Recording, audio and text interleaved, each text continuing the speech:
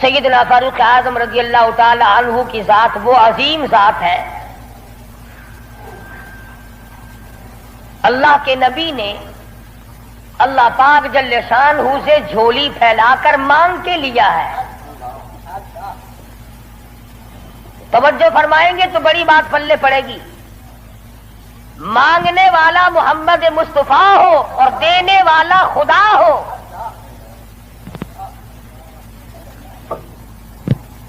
امام الانبیاء نے اپنی حیثیت کے مطابق مانگا ہوگا اور خدا نے اپنی حیثیت کے مطابق دیا ہوگا۔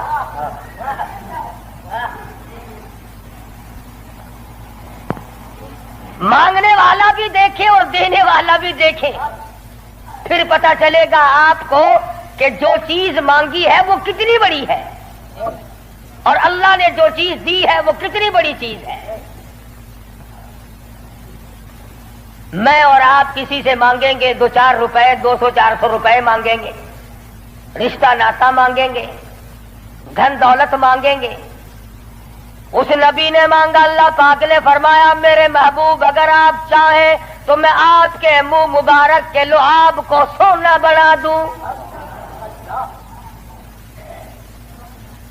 اس نبی نے مانگا، کالی کملی والی ذات نے مانگا، شہنشاہ کائنات نے مانگا اور یوں کہہ کر کے مانگا، الہی تیرا دین کمزور ہے، تیرا اسلام کمزور ہے، تیرا بھیجا ہوا میرے پاس جو ایمان ہے وہ کمزور ہے، خطاب کے بیٹے کو میرا ساتھی بنا دے، تیرے دین میں جان پڑ جائے گی۔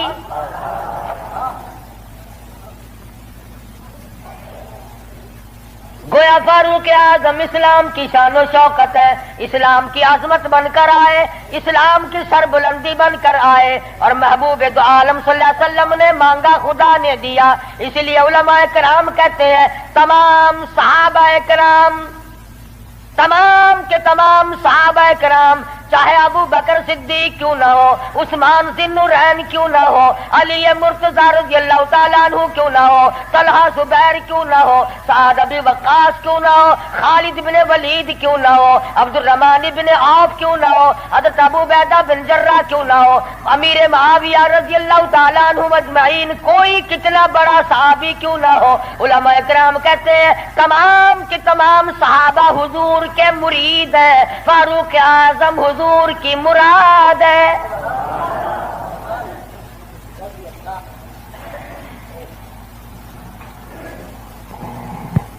نقطوں سے شان کا پتہ چلتا ہے۔ کسی نے سید عطا اللہ شاہ صاحب بخاری سبقت رحمت اللہ علیہ سے پوچھا، دھیان کرو گے تو انشاءاللہ بات پلے پڑے گی۔ کسی نے شاہ جی مرحوم سے پوچھا کہ حضرت سیدہ خدیجہ رضی اللہ تعالی عنہا کا درجہ بڑا ہے یا سیدہ عائشہ صدیقہ رضی اللہ تعالی عنہا کا درجہ بڑا ہے؟ دونوں نبی کی گھر والی ہیں۔ سب سے پہلی گھر والی حضور صلی اللہ علیہ وسلم کی ازواج مطہرات میں سے سیدہ خدیجہ ہیں، جن کے پیٹ سے اللہ پاک نے حضور کو 4 بیٹیاں دی، 2 بیٹے دیے، دونوں بیٹے اسی وقت اللہ نے بلا لیے۔ اور اس میں بھی بڑی حکمت تھی کہ ایک لڑکی کی نسل آگے اللہ نے چلائی۔ دیکھ لو آج تمہارے سامنے کیا کیا فرقہ بندی، اگر نبی کا بیٹا زندہ رہتا تو کیا بنتا۔ تو شاہ جی مرحوم سے کسی نے پوچھا کہ سیدہ خدیجہ کا درجہ بڑا ہے یا سیدہ عائشہ صدیقہ کا درجہ بڑا ہے؟ تو شاہ جی مرحوم نے جواب دیا کہ ترازو تو میرے پاس نہیں جو میں درجوں کو تول لوں، اتنی بات معلوم ضرور ہوتی ہے کہ خدیجہ محمد ابن عبداللہ کی بیوی ہے اور عائشہ صدیقہ محمد الرسول اللہ کی بیوی ہے۔ یعنی فرق یہ سمجھایا کہ سیدہ خدیجہ کا جس وقت نکاح ہوا اس وقت حضور مکے میں محمد ابن عبداللہ تھے، اور جب عائشہ صدیقہ حضور کی جھولی میں آئی تو محمد الرسول اللہ تھے صلی اللہ علیہ وسلم۔ ایک دن سیدہ عائشہ صدیقہ اور سیدہ فاطمہ الزہرا رضی اللہ تعالی عنہا خالہ بھانجی بیٹی ماں بیٹی بیٹھی ہوئی تھی. آج ہماری عورتیں تو دنیاوی ضروریات کی گپیں ماریں گی. تیرا سوٹ کیسا، میرے جوتے کیسے، تیری چوڑیاں کیسی، تیرا زیور کیسا، تیرا خامند کیسا، تجھے کتنا خرچہ ملتا ہے. نبی کریم صلی اللہ علیہ وسلم کے گھرانے کا حال دیکھو. سیدہ فاطمہ الزہرا اور سیدہ عائشہ صدیقہ میں گفتگو چل پڑی. فاطمہ الزہرا رضی اللہ تعالیٰ عنہ فرمانے لگی امی جان میرا درجہ بڑا ہے، میں نبی کی بیٹی ہوں، آپ صحابی کی بیٹی ہیں. میں نبی کی بیٹی ہوں بلکہ امام الانبیاء کی بیٹی ہوں، شہنشاہ کائنات صلی اللہ علیہ وسلم کی بیٹی ہوں، آپ ابو بکر صدیق کی بیٹی ہیں.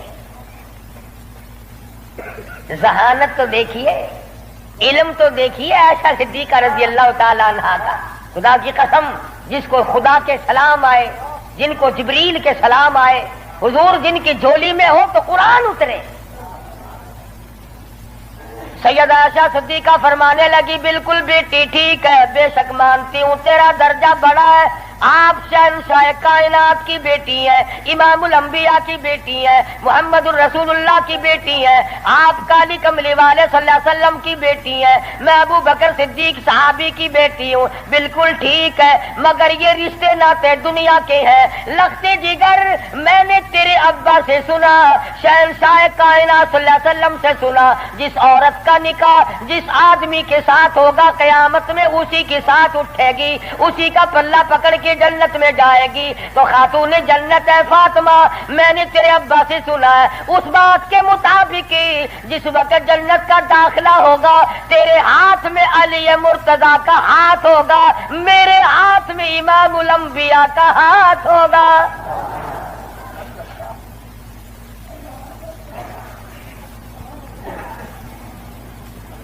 میں اپنے خامن کے ساتھ جنت میں جاؤں گی، آپ اپنے خامن کے ساتھ جنت میں جائیں گی.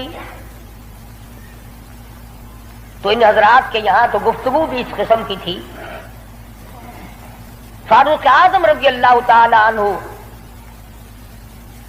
آپ صلی اللہ علیہ وسلم کی مراد مانگ کے لیا، ایسے وقت میں مانگا جب مسلمان پریشان تھے.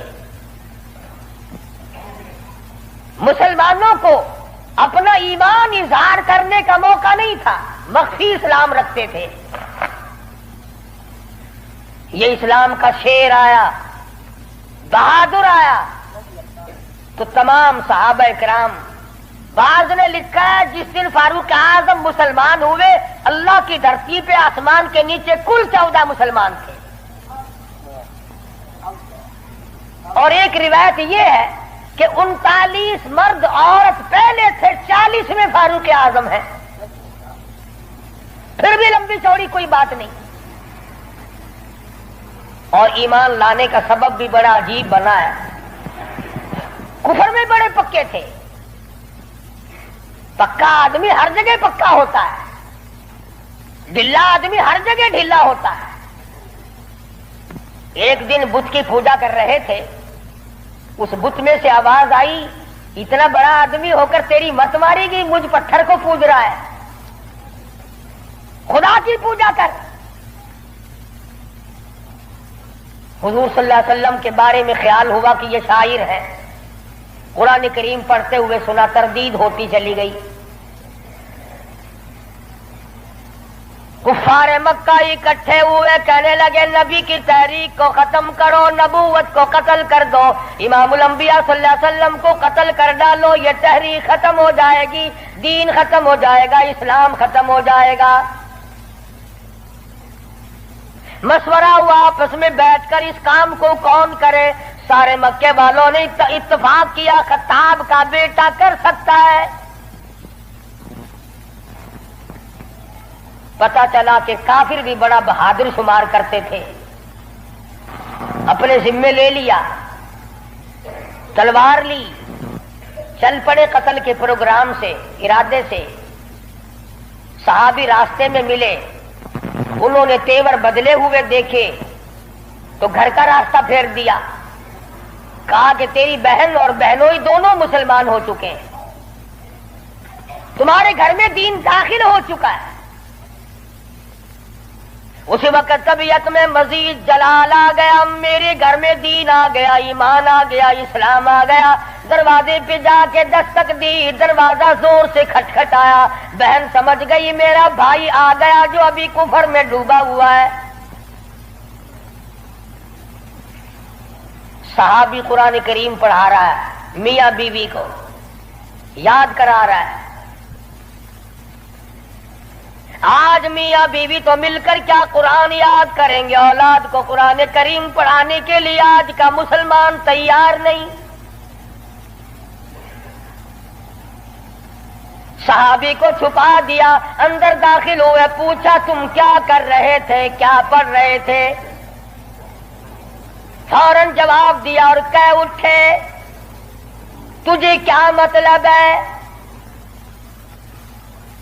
پکڑا ہے بہنوئی کو، مارا مارا، مار مار کے بے ہوش بنا دیا۔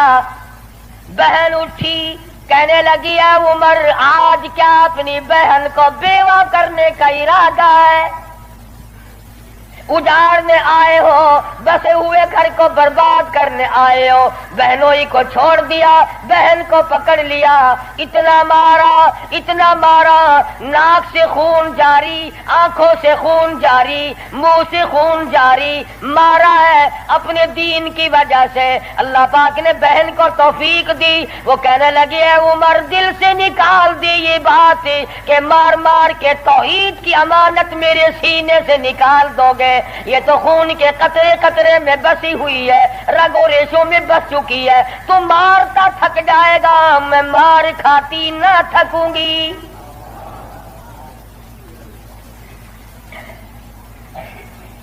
جس ماں کی چھاتی کا دودھ تو نے پی رکھا ہے، میں نے بھی اسی کا دودھ پی رکھا ہے۔ تیرا جتنا جی چاہے مار لے، ایمان کار کلمے کا انکار نہیں کیا جا سکتا۔ اس لیے شاعر کہتا بہن بولی عمر ہم کو اگر تو مار بھی ڈالے، شکنجوں میں کسیا بوٹیاں کتوں پہ نچوا دے، جو تیرا جی چاہے کر گزر۔ میرے ایمان کی یہ کیفیت ہے، ہم اپنے دین حق سے ہرگز پھر نہیں سکتے ہیں۔ بلندی معرفت کی مل گئی ہے، گر نہیں سکتے۔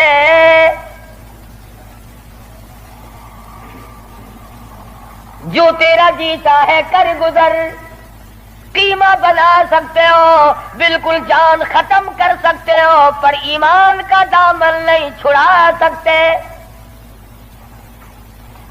عورت ذات اور حالت یہ ہے، دہن سے نام حق، آنکھوں سے آنسو، منہ سے خون جاری۔ عمر کے دل پہ اس نقشے سے عبرت ہو گئی طاری۔ سوچتے ہیں میرے سامنے کبھی بولی نہیں، آج کیسے بول رہی ہے؟ کیا بات ہے؟ بھائی سے ڈر جانے والی بہن، روب کھانے والی بہن، کبھی میرے سامنے کلام نہیں کیا۔ کس چیز نے آج اتنی طاقت دے دی، جرأت دے دی، شجاعت دے دی، بہادری دے دی، اسپرٹ داخل کر دی؟ آج مجھے چیلنج کر رہی ہے، علل اعلان کہتی ہے تو مارتا جا، میں مار کھاتی جاؤں گی۔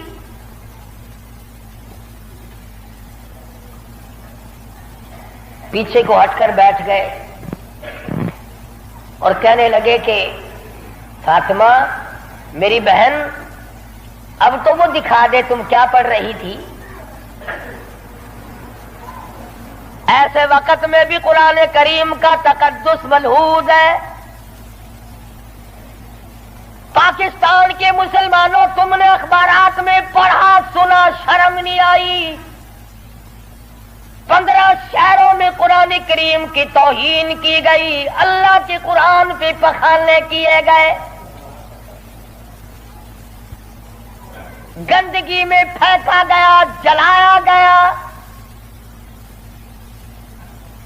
آج اللہ کا قرآن میرے تیرے دروازے پہ کرلاتا پھرتا ہے، روتا پھرتا ہے، اور مسلمانوں ہے کوئی میرا، او لوگوں میری توہین ہو گئی۔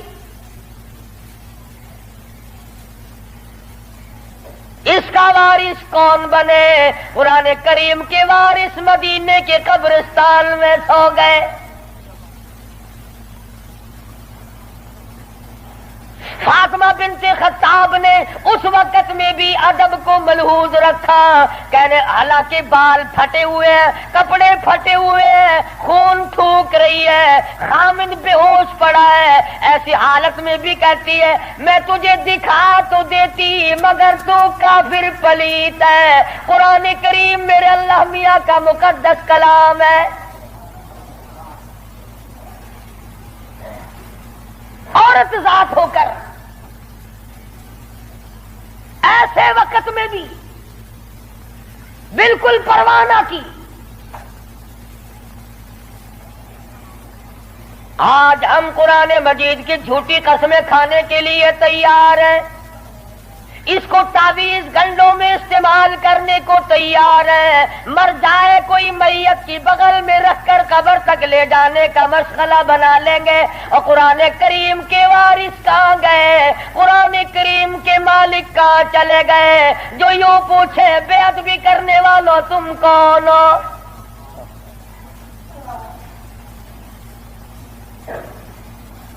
आज अगर किसी हुकूमत के बारे में कोई बात कर दी जाए फौरन सजा आ जाती है। अगर किसी के बारे में कुछ कह दिया जाए फौरन कानून हरकत में आता है, हुकूमत के कारिंदे हरकत में आते हैं। और सीआईडी वालों, इंटेलिजेंस वालों, कहाँ गया तुम्हारा महकमा? अल्लाह के कुरान की बेइज्जती हो गई।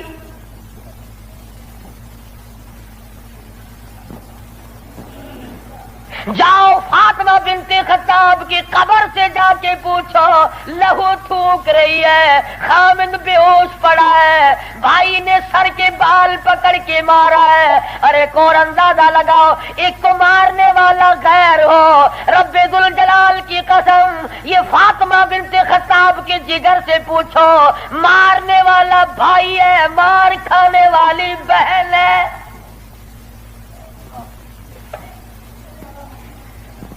चोरी नहीं की, डाका नहीं मारा, गुनाह कोई नहीं किया, कसूर कोई नहीं किया, कुरान करीम क्यों पढ़ती है?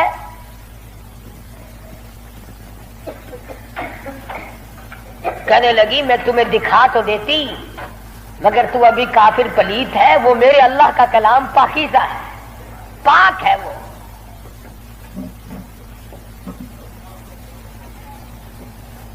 देखूंगा जरूर, मैं पाक कैसे हो सकता हूं? कहने लगी पानी लाती। अंदाजा लगाओ, कुर्बान जाऊं फातिमा बिनते खत्ताब, तेरी एक एक अदा पे रोती जाती है, खून थूक रही है, पानी ला रही है। और पानी ला करके भाई के ऊपर पानी डालती जाती है, खून भी थूक रही है, आंसू बहा रही है। और आसमान की तरफ चेहरा उठाकर यूं चुपके से झोली फैला दी, इलाही बाहर को मैं धो रही हूं, अंदर को तू पाक कर दे। बाहर पानी डालना मेरा काम है, अंदर को साफ कर देना ये तो तेरा काम है। गुस्ल करा दिया, कुरान करीम का वर्का हाथ में दे दिया। तुम सारा कुरान करीम पढ़ते हो, सुनते हो, मगर मुर्दों के लिए। आज अदालत में कुरान करीम के लिए जगह कोई नहीं, कचहरी में जगह कोई नहीं, मार्केट में जगह कोई नहीं, मोहल्ले में जगह कोई नहीं, मेरी तेरी शादी में कुरान करीम का पूछने वाला कोई नहीं, ऐवान सदर में पूछने वाला कोई नहीं, किसी मामले में कुरान के जानने मानने वाला कोई नहीं। इधर आ, फारूक आजम ने एक आयत पढ़ी, सिर्फ एक आयत पढ़ी। उधर हुजूर सल्लल्लाहु अलैहि वसल्लम की झोली फैली हुई है, इधर फातिमा बिनते खत्ताब के आंसू हैं। एक आयत पढ़ने के बाद फौरन पुकार उठे और कहने लगे चलो ढूंढे गुलामों को, चलो ढूंढे गुलामों को, शहंशाह कर दिया जिसने, ज़माने भर के गुलामों को आका कर दिया जिसने। اے میری بہن مجھے بھی یہ دولت ملنی چاہیے جو دولت تجھے ملی. اور فرماتے ہیں فاطمہ میں گستاخی کے ارادے سے چلا تھا، قتل کے ارادے سے چلا تھا، اب میرے گلے میں رسی ڈال کر مجھے گلیوں میں سے گھسیٹ کے دربار رسالت میں لے کے جا.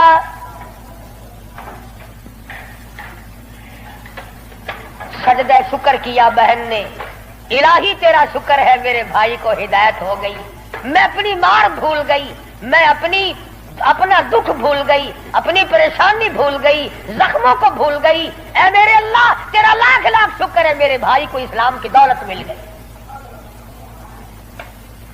دربار رسالت میں سب کہہ دو صلی اللہ علیہ وسلم میں حاضر ہوئے، اسلام سے مشربہ اسلام ہوئے. حضور صلی اللہ علیہ وسلم نے وضو فرمایا، نماز کی نیت باندھنے لگے. فاروق اعظم نے پوچھا کیا کرو گے؟ کہ نماز پڑھوں گا. عرض کیا نماز کیا چیز ہے؟ فرمایا میرے اللہ کا حکم ہے، میرے اللہ کی یاد ہے، عبادت ہے. کھاتا نا آخر فاروق ہلکی سے تو نہیں مانگی تھی کالی کملی والے نے صلی اللہ علیہ وسلم. بہادر بول اٹھا میرے آقا، وہ دن گئے جب آپ کوٹڑی میں نماز پڑھا کرتے تھے، چھپ چھپ کر نماز پڑھا کرتے تھے. یہ آج سے پہلے کی باتیں تھی. ساری دنیا حرم میں عبادت کرے، بیت اللہ میں عبادت کرے، آپ کوٹڑی میں نماز ادا کرے کیوں؟ اسی وقت چلو بیت اللہ میں نماز ہوگی.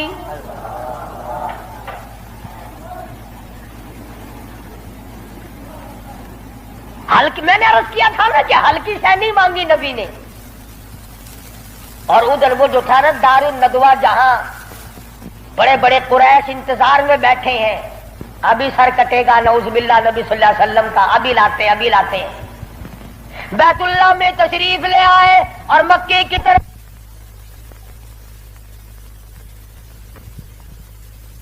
بچے دوڑے لوگ کام بن گیا. جس کام کے لیے ہم نے بھیجا تھا وہ کام بن گیا. نعوذ باللہ نبی کو شہید کر دیا گیا.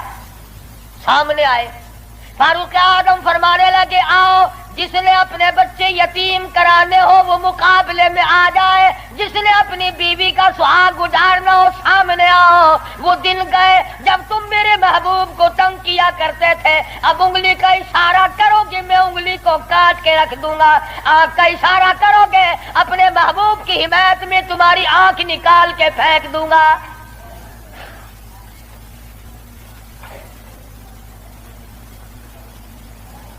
خطاب کے بیٹے تجھے تو ہم نے سر لینے کے لیے بھیجا تھا.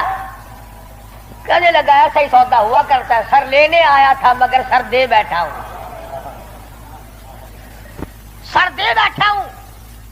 اب تو یہی حالت یہ رہے گی میرا سر ہو تیرا در ہو، تیرا در ہو میرا سر ہو، میرا دل ہو تیرا گھر ہو.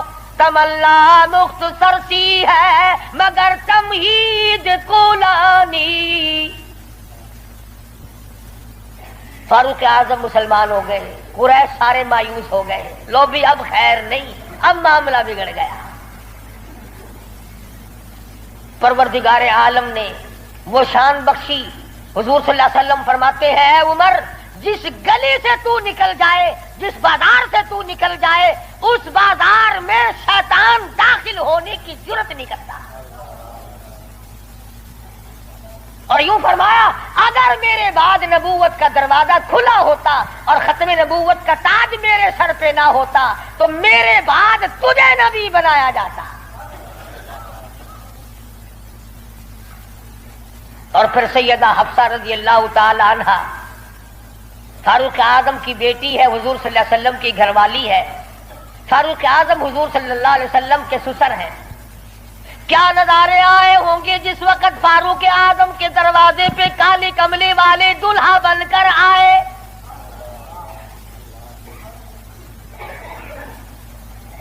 جس کا داماد امام الانبیاء ہو، کیا کہنا اس کی عظمتوں کا. اور پھر تمام صحابہ کرام میں جلیل القدر مرتبہ، عظیم مرتبہ، اس طرح سے زندگی گزاری. ایک یہودی اور ایک منافق مسلمان کے درمیان جھگڑا ہوا تلوار پہ. وہ کہتا تھا میری ہے، مسلمان تو نہیں تھا، منافق تھا، وہ کہتا تھا میری ہے. جناب رسول کریم صلی اللہ علیہ وسلم نے فیصلہ فرمایا کہ یہودی کی تلوار ہے، تیرے پاس شاہد نہیں، گواہ نہیں. منافق جانتا تھا کہ فاروق اعظم تیز مزاج آدمی ہے. فاروق اعظم کے پاس آیا اور کہنے لگا کہ میرا اور اس یہودی کا جھگڑا ہے، فیصلہ کریں آپ. تلوار پہ جھگڑا ہے ہمارا، یہ کہتا ہے میری ہے اور میں کہتا ہوں میری ہے. یہودی نے چپکے سے کہا کہ جی ہاں آپ فیصلہ کر دیں. پہلے محمد عربی صلی اللہ علیہ وسلم نے بھی فیصلہ فرمایا. حضرت عمر نے پوچھا حضور نے فیصلہ کر دیا؟ کہ جی ہاں حضور نے میرے حق میں فیصلہ کیا. یہودی کہنے لگا. اور فاروق اعظم نے اس منافق سے پوچھا کیوں بے تو کیوں آیا یہاں؟ کہنے لگا جی میں تو آپ سے فیصلہ کراؤں گا. انہوں نے تو اپنے آدمی کی بھی پاسداری نہیں کی. دیکھو نا یہ تو یہودی ہے، کافر ہے، اس کو تلوار دے دی. کہ اچھا تو حضور کے بعد مجھ سے فیصلہ کرانے آیا ہے؟ کہ جی ہاں میں تو آپ سے کراؤں گا. دیکھو نا آپ کتنے غیرت والے آدمی ہیں. کہ اچھا اچھا ماشاءاللہ تشریف رکھو ابھی فیصلہ کر دیتا ہوں. منافق نے سمجھا کوئی رجسٹر اٹھانے گئے ہیں. فاروق اعظم اندر سے تلوار لے آئے اور تلوار لاتے ہی منافق کی گردن پہ ماری، اڑا کے رکھ دی. فرمایا جو میرے آقا کا فیصلہ نہیں مانتا میرے پاس دوبارہ فیصلہ کرانے آئے گا اس کے لیے میرے پاس یہ فیصلہ ہے. اڑا دی. میرے تیرے ورگا ہوں نا اوشی جیڑا کچھ آدھا اپنی زبان گندی کریں گا پیٹ تو کو کیا. صحابہ رسول کو تبرہ کرے اپنی زبان گندا کردہ کھڑا اپنی زبان بکدا پیا تیرا کیا بگڑتا ہے؟ اور میں آدھا تیری دھی کو مندہ کڈھے وال اپنی زبان گندی کرتا ہے تینوں غیرت دا جوش کیوں آندا ہے؟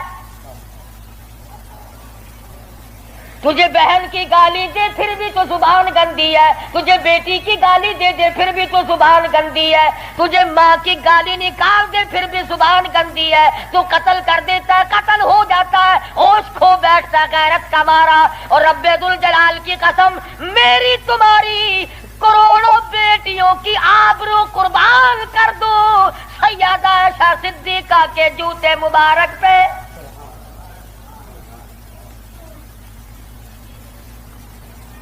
کیوں گالی دے کوئی کسی کو؟ کہاں سے جرت آ گئی؟ کیوں جرت کرتا ہے کوئی کسی صحابی کو یا کسی صحابیہ کو گالی دینے کی؟ وہ مذہب کس کام کا جس میں گالیاں دی جائے؟ وہ مذہب ہے کوئی؟ وہ عبادت ہے کوئی جس میں گالی ہو، سب و ستم ہو، تبرہ ہو؟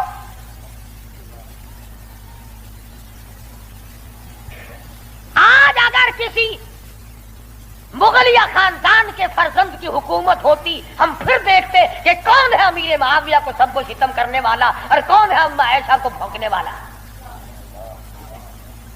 اور میرا ایمان ہے، میں یہ جوش دلانے کے لیے نہیں کہتا، میرا ایمان ہے جس کان نے صحابہ کرام کا تبرہ سنا یا اپنی اما کی شان میں گستاخی سنی، جب تو 50,000 سال کا پیاسا ہوگا تیری آنکھ نے پانی نہیں دیکھا ہوگا، نہ ندی نہ نالا نہ چشمہ نہ کنواں نہ سمندر نہ دریا، سوا نیزے پہ سورج ہوگا اور 50,000 سال کا ایک دن گزرے گا. اور جب تو کالی کملی والے صلی اللہ علیہ وسلم کے دربار میں حوض کوثر پہ جائے گا، میرا ایمان ہے اما ایسا تیرا دامن پکڑ کر چٹک کے پوچھیں گی بیٹا تو ہی تھا جو میری شان میں گالیاں سنا کرتا تھا.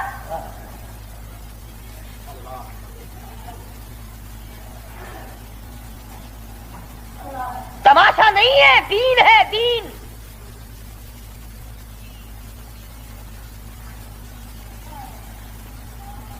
سیدنا فاروق اعظم رضی اللہ تعالی عنہ ان عظیم ہستیوں میں سے ہیں جنہوں نے اپنے دور خلافت میں اسلام کے نام پر 18,000 شہر فتح کیے.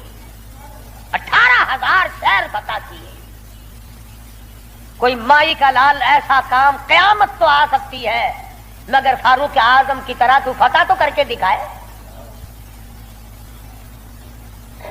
جن لوگوں نے فاروق اعظم کی شکل دیکھ کر بیت المقدس کی چابیاں حوالے کی تھی، جب لوگوں نے فاروق اعظم کو گالیاں دینی شروع کی، اللہ پاک نے تم سے قبلہ اول چھین لیا. کیا تم اس قابل ہی نہیں جس کے چہرے کی برکت سے تمہیں بیت المقدس ملا تھا اس کو بکواس کر رہے ہو؟ جاؤ اب بیت المقدس میں یہودیوں کو تو دے سکتا ہوں مگر گالیاں دینے والوں کو نہیں دوں گا.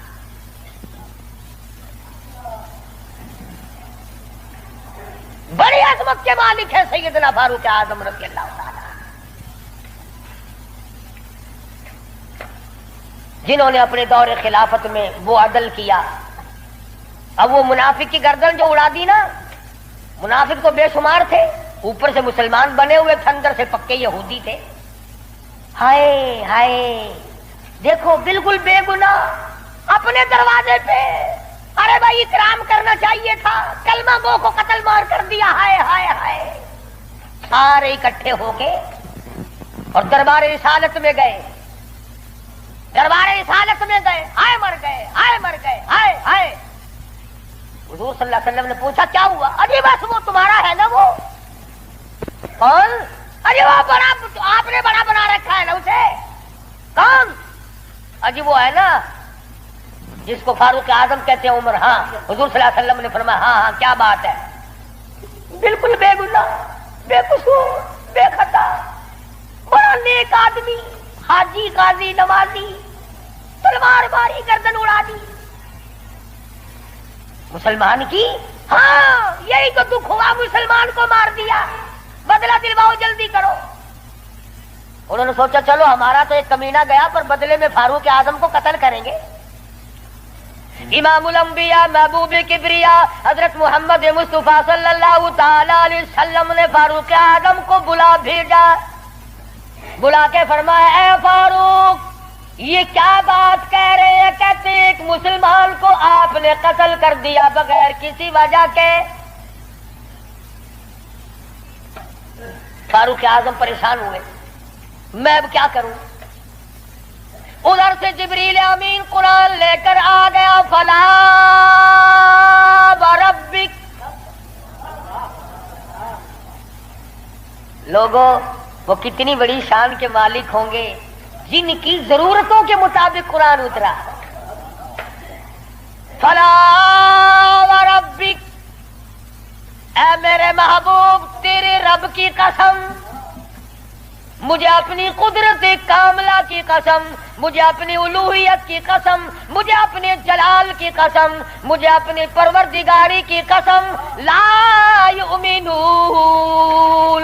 اس وقت تک کوئی مسلمان ہو ہی نہیں سکتا، مسلمان بن ہی نہیں سکتا حتی یحکموک فیما شجر بینہم.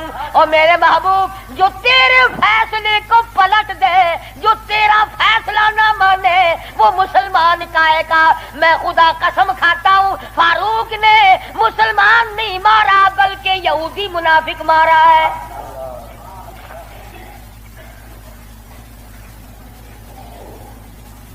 جب قرآن کریم آ گیا بڑے بھاگے وہاں سے کپڑے جھاڑتے ہوئے کہنے لگے توبہ توبہ، اس کی تو آسمانوں تک بات جاتی ہے، آسمانوں تک.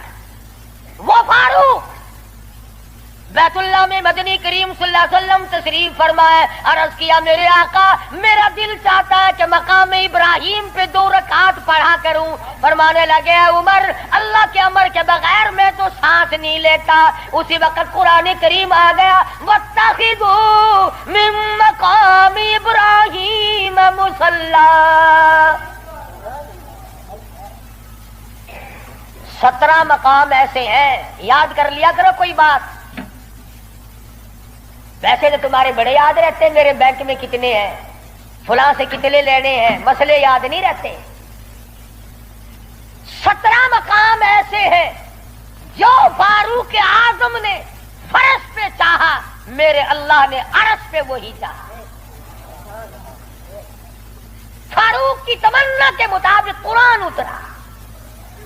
پردے کے مسئلے میں، بدر کے قیدیوں کے مسئلے میں، مقام ابراہیم پر نماز کے مسئلے میں، منافق کے قتل کے مسئلے میں کتنی مقامات آتے ہیں قرآن کریم میں. جو فاروق اعظم نے خدا کی زمین پہ چاہا، اللہ نے اسی کو پسند کر کے عرش پہ چاہا. کتنا بڑا آدمی ہے جس کی چاہت عرش والے سے مل جائے. اور پھر ساری زندگی انصاف کیا، اس قسم کا عدل کیا، اس قسم کا انصاف کیا کہ دنیا شاہد ہے. اولاد کی تربیت کی ہے، اپنی اولاد کو سنبھالا ہے. حکومت ہے فاروق اعظم کی رضی اللہ تعالی عنہ. چھوٹا سا آپ کا پوتا کھڑا ہے ابو موسیٰ عشری سب کہو رضی اللہ تعالی عنہ. حضور صلی اللہ علیہ وسلم کا ایک صحابی ہے، اس نے بیت المال میں یعنی سٹور میں خزانے والے کمرے میں جھاڑو دی، وہاں سے ایک درہم ملا مٹی میں سے، کوڑے کباڑ میں سے چونی مل گئی. ابو موسیٰ عشری نے فاروق اعظم کا ننھا سا چھوٹا سا پوتا کھڑا ہوا تھا اس کے ہاتھ پہ رکھ دیا. بچہ ہے، کوئی شے لے لے گا، کوئی مالک تو نہیں اس کا، یہ تو گرا پڑا ملا ہے، کوڑے کرکٹ میں سے ملا ہے، اس کمرے میں سے ملا جہاں مسلمانوں کا خزانہ ہوتا تھا. پوتا دادا کے پاس چلا گیا. فاروق اعظم نے جب بات کی تو پتا چلا بچے کے کچھ منہ میں ہے. فرمایا بیٹا منہ میں کیا ہے؟ عرض کیا دادا جان پیسہ ہے. کہاں سے آ گیا؟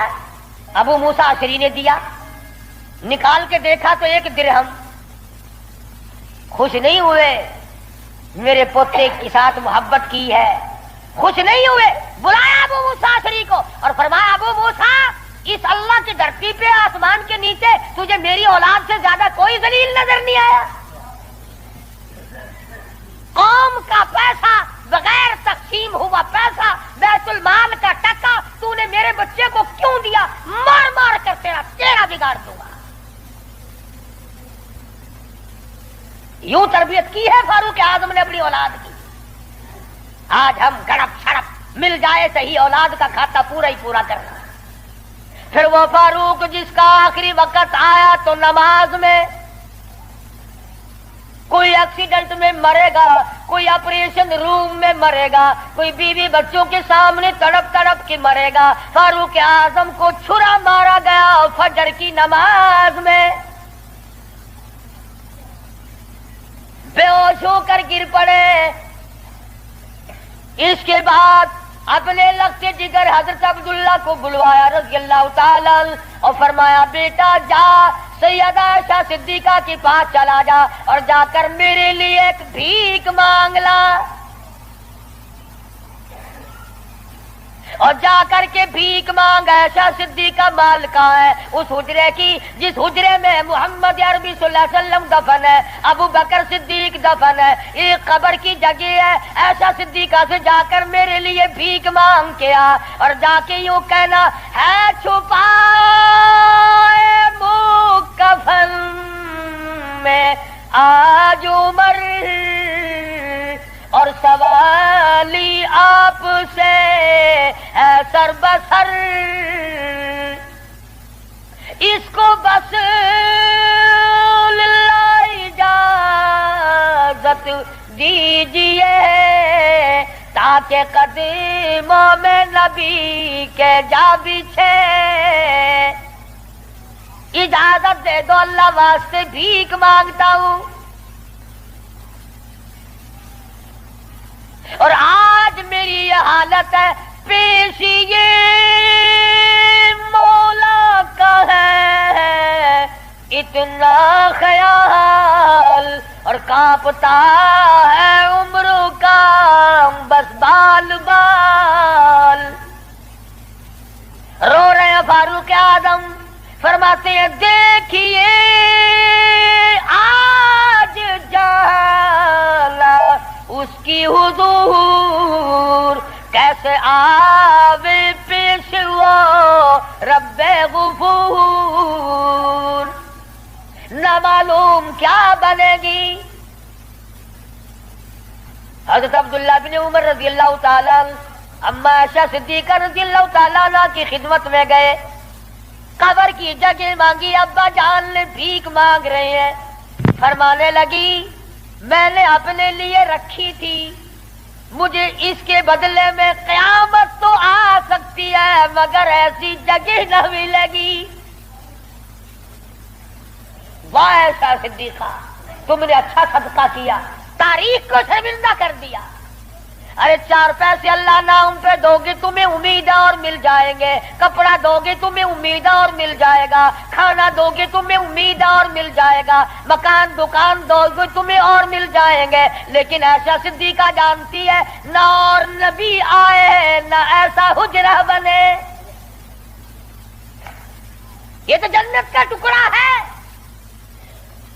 ایسا صدیقہ کو پتا ہے کہ یہ وہ زمین ہے، زمین کے وہ ذرے جو حضور صلی اللہ علیہ وسلم کے جسم اقدس کو لگے ہوئے ہیں، ان کا درجہ عرش عظیم سے بلند ہے۔ مگر اما عائشہ فرماتی ہیں رضی اللہ تعالی عنہا کہ کوئی اور ہوتا تو میں انکار کر دیتی، فاروق کو انکار کرتے شرم آتی ہے، میرے محبوب نے اللہ سے مانگ کے لیا تھا، جاؤ میرا اللہ مالک ہے میں نے دے دی۔ جب واپس آئے حضرت عبداللہ بن عمر، ادب دیکھو، فرمایا مجھے اٹھا کے بٹھاؤ۔ اما عائشہ کا جواب لیٹ کر سننا بے ادبی سمجھتا ہوں۔ اٹھا کے بٹھایا، بتایا کہ اجازت مل گئی، رونے لگے۔ انصاف کا دم بھرنے والوں، عدل کا نام لینے والوں، آؤ فاروق کا آخری انصاف دیکھو، آخری۔ یوں فرمایا ابھی مجھے سانس آ جا رہے ہیں، جب میری روح پرواز کر جائے، جب میرا دم نکل جائے، مجھے غسل دے کر فارغ ہو جاؤ، جنازے کی تیار کر چکو، جب میرا منہ کفن میں چھپا سکو اور چھپا چکو، میرا جنازہ اٹھا کر اما عائشہ صدیقہ کے دروازے کے لے جانا۔ کیوں؟ کیا کریں گے وہاں لے جا کر؟ فرمایا قیامت تک کے آنے والے لوگ یوں نہ کہیں زبردستی لے لی ہوگی، ورنہ ایسی جگہ کون دیا کرتا ہے۔ حکمران جو تھا 22 لاکھ مربع میل کا حکمران جو ہے، بادشاہ جو ہے 18,000 شہروں کا فاتح جو ہے، او میاں دبا کے لے لیا ہوگا، کون ایسی جگہ قبر کی جگہ دیا کرتا ہے؟ فرمایا جب میں نہ بول سکوں، میں خاموش ہو جاؤں ہمیشہ کے لیے، میری حکومت نہ رہے، میرا اقتدار نہ رہے، میری حکمرانی نہ رہے، منہ کفن میں چھپا ہوا ہو، اما ایسا صدیقہ کے دروازے پہ رکھ دینا، پھر اجازت مانگنا کہ آج بھی اجازت پھر دو، اگر اجازت دے تو حضور صلی اللہ علیہ وسلم کی قبر کے برابر دفن کرنا، اگر اس وقت اجازت نہ دے تو جنت البقیع میں دفن کر دینا۔ کتنا بڑا انصاف ہے اور کس قدر خدا کا خوف ہے۔ فرمایا اگر وہ تم نے ایسا نہ کیا قیامت میں ڈر ہے کہیں شرمندہ نہ ہو جائے۔ جس نے ساری رات لوگوں کی چوکیداری کی، پہرے داری کی، جو اپنی پیٹھ پہ اٹھا کر آٹے اور کھجوروں کی بوریاں غربا کو لا کے بھی دیتا تھا، جو یتیموں اور محتاج اور غریبوں کا کھانا پکایا کرتا تھا، جو فاروق اعظم کا انتقال ہوا مدینے کے یتیم روئے، مدینے کے بیوائیں روئی، محتاج روئے، اب کون ہماری خبر گیری کیا کرے گا؟ تو یکم محرم الحرام فاروق اعظم رضی اللہ تعالی عنہ کی شہادت کا دن ہے۔ افسوس یہ ہے کہ ہمیں پتہ ہی نہیں کون شہید ہوا، کون عام موت مرا ہے۔ عثمان ذی النورین شہید مدینہ ہے رضی اللہ تعالی عنہ، فاروق اعظم شہید مدینہ ہے، بلکہ شہید مسجد نبوی ہے۔